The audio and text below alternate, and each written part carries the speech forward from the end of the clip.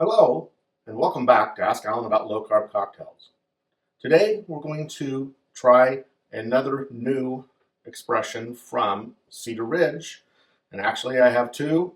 One of these you can only get at the distillery, so we're only going to make one cocktail and I'll concentrate on the one that should be available through distribution. Stay with me as we check out these great whiskeys and a great cocktail.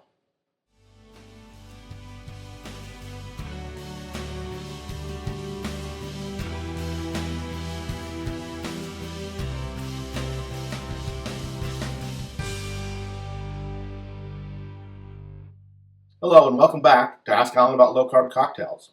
Today I'm reviewing a couple of new whiskeys from Cedar Ridge. I've done quite a few from Cedar Ridge in the past. In fact, I just did several in the last month or so.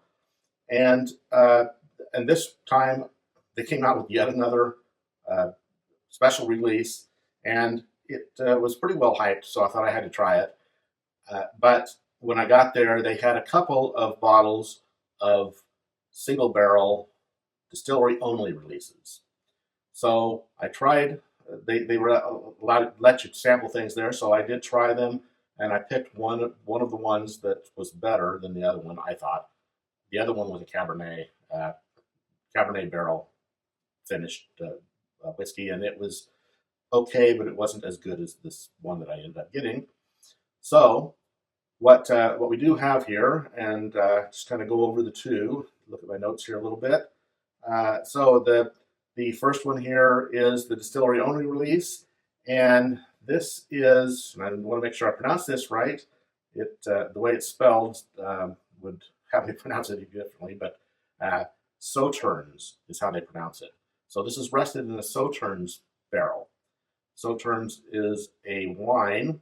It's made from Sémillon sauvignon blanc and muscadelle grapes and those grapes had been affected by, and I'll pronounce this wrong again too, it is a Botrytis cinerea, but it's commonly known as noble rot.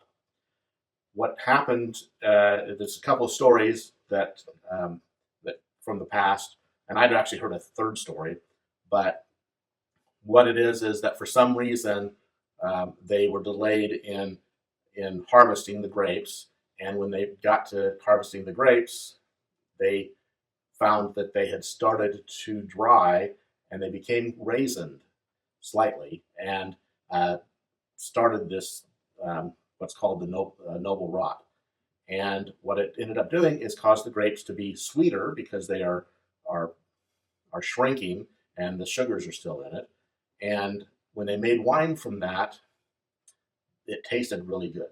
So this Sauternes wine, they leave it on the vine, the grapes on the vine a little bit longer, and cause this to start to happen, and then they make their wine, and it's supposed to be very, very good wine.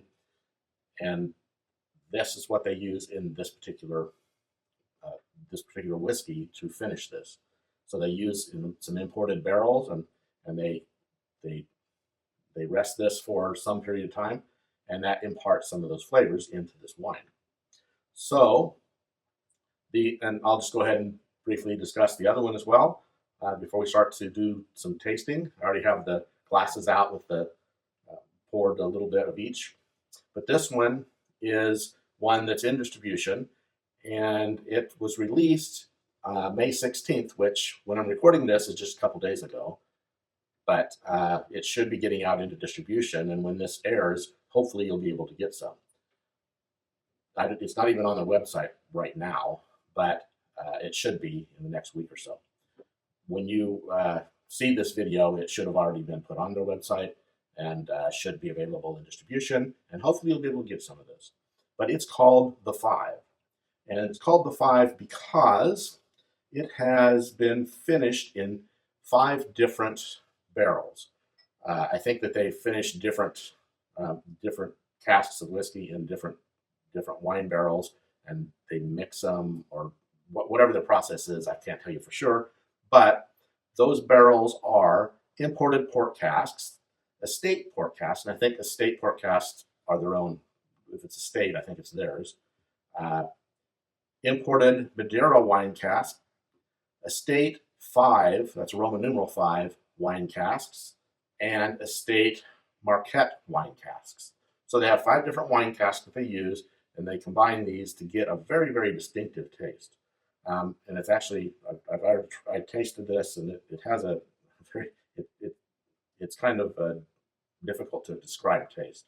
But let's go over these and see what we think, and hopefully you can get a hold of at least the special release bottle, because I think that you'll like that, but don't want to get ahead of myself. First, let's go with the one that is a distillery only release. This is the Sauternes cask rested release of their QuintEssential. So this comes in at 60.9 proof, or 60.9 ABV, which is 120.8 proof. And so let's see what it is. Let me try this on the nose and then on the palate.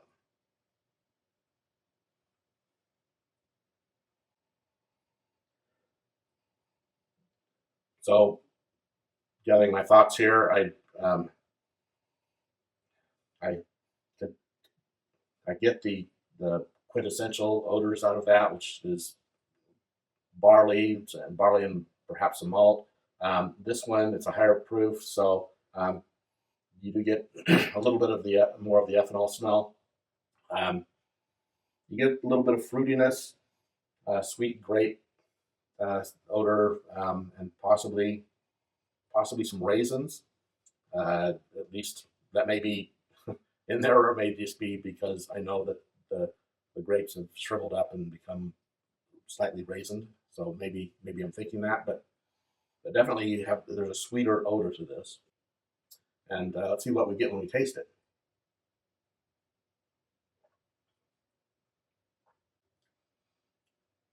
So I'm getting a little bit of maybe honey, maybe some raisins. There's some fruitiness, almost like a stone fruit, possibly peach or apricot.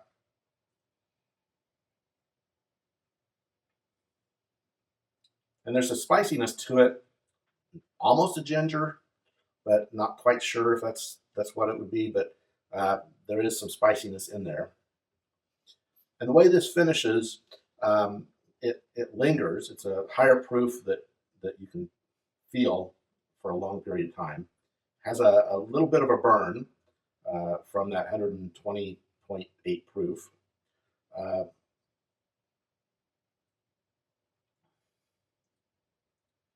Still get that sweetness and that all those flavors that I described before. They kind of stick to the palate for quite a while. So that's a pretty good. This is a pretty good whiskey that has those wine influences, and I think that this is one that is very enjoyable. Unfortunately, you have to go to the distillery to get this, but this is something that, if you're in the area, head out there and pick this up. The other one. The other one was not as good. So it was okay, but this one had a significantly better taste in my mind of the two that were there as distillery only. So that's for that, and we will now move on to the 5. Again, this one has a lot of different wine barrels that it's been rested in. Again, probably they had certain whiskey barrels that they put into wine barrels, and certain they put into the other wine barrels, and then they probably did some mixing. I doubt that they went all the whiskey into each of the wine barrels. That would have taken forever. And, but what their exact combination is, I can't tell you of how they did it. But I did mention all the wine barrels that they used, and those are all wines that if you're into wines, that they're all decent wines. So this is going to be a very unique combination.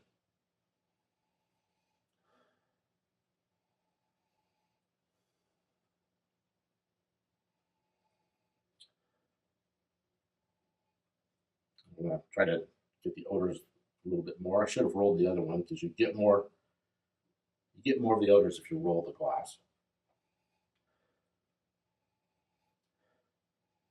And that definitely helps to be able to smell what the odors are.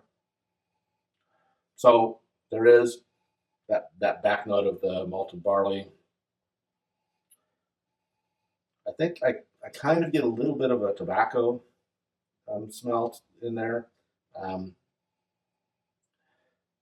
But the odors are quite complex. The mixture of the different fruits and different wines, it makes it hard to really pinpoint a specific smell. But I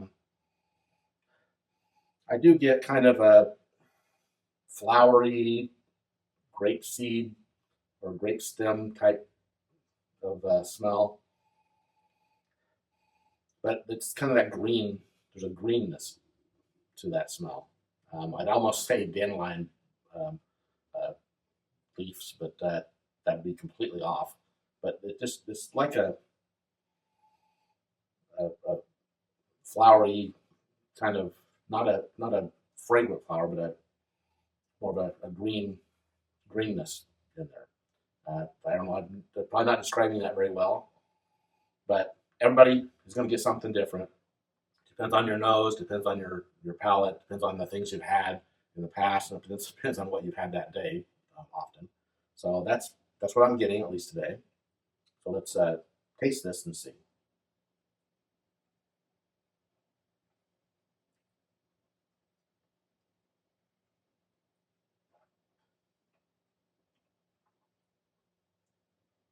It's very, very good. This has a kind of a sweet taste. I get a little bit of cinnamon in there. That kind of a grainy taste to it. That kind of like a wheat stock, maybe a barley stock.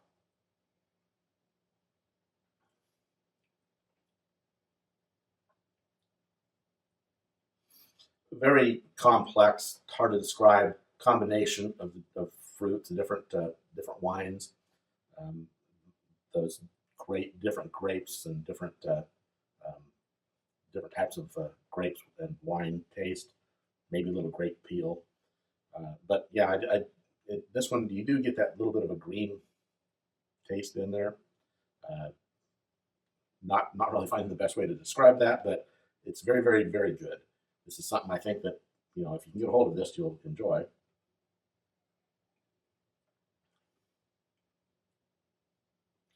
And as far as the finish, there's a little, but not a lot of burn, kind of in the back of the throat. And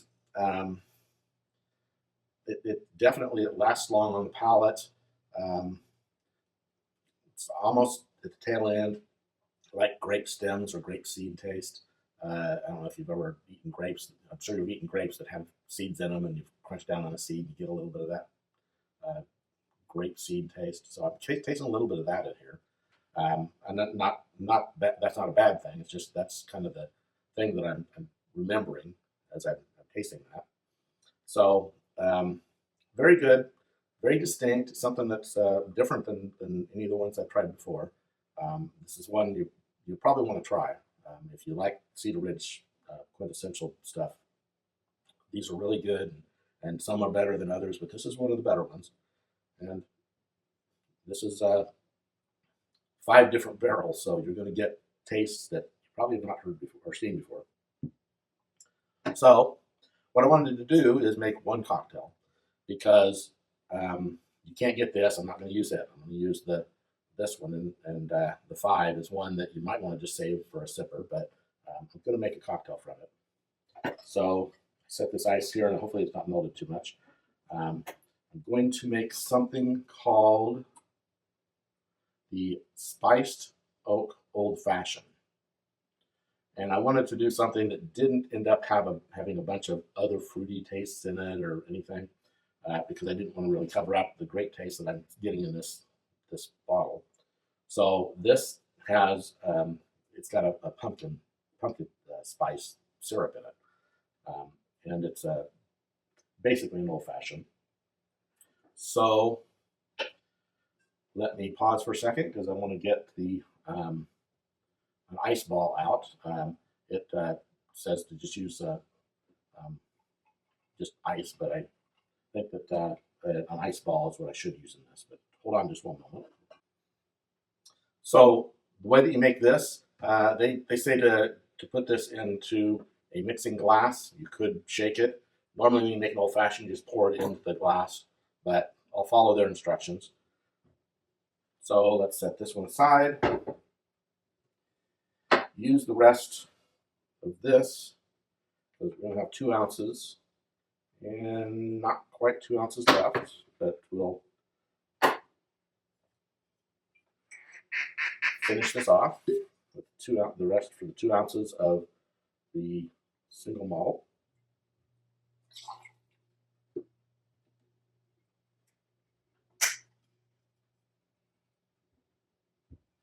Then we have a 1/2 ounce of pumpkin spice.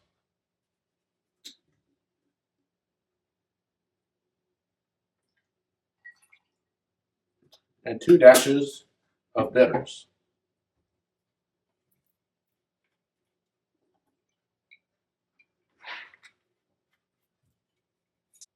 So you add those things, you stir.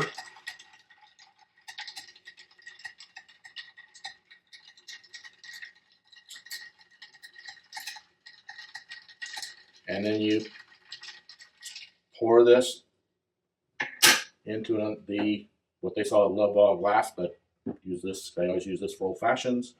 And so I'll strain out the old ice.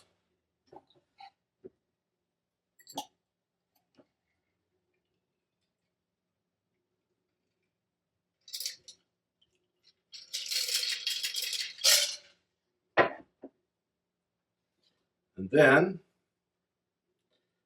they say to use a dried orange, and I happen to have dried oranges.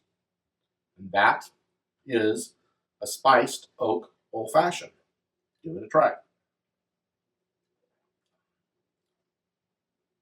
Very, very good. The pumpkin spice can cover things up pretty well, but you're still getting the fruitiness from the wine barrels and this whiskey coming through, and then that pumpkin spice over the top of it. It was only a 1/2 ounce of it. Now, I didn't mention, but this is a sugar-free pumpkin spice. So really what you've got here is effectively no carbs. And it's very good, just almost no carbs, and you're really going to enjoy this.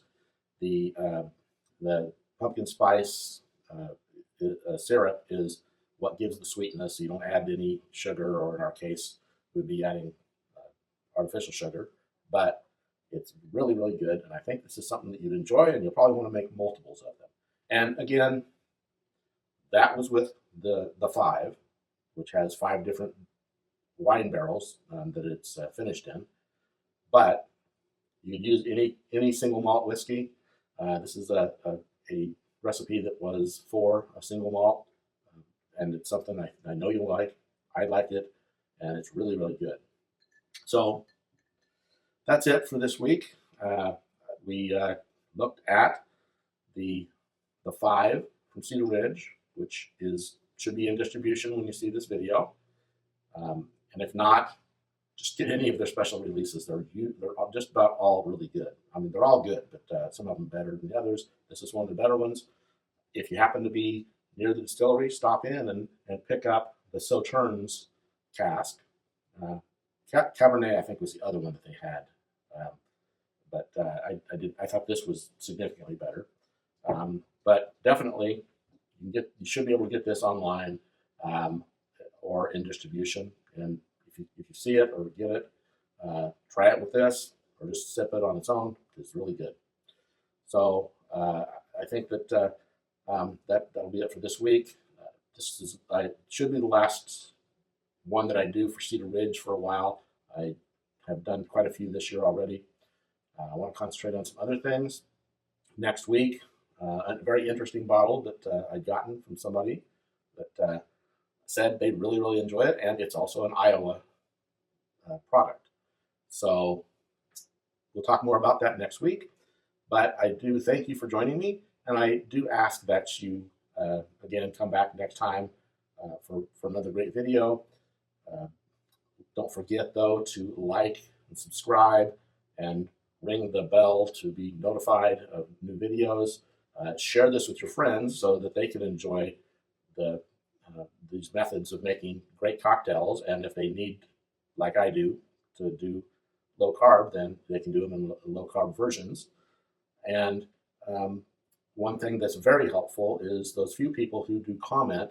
That helps me just a great deal, because especially, be critical if you need to be, or compliment the things that you like. It helps me to know what things people want to see, what things they like to see, and helps me to make this better for the rest of you.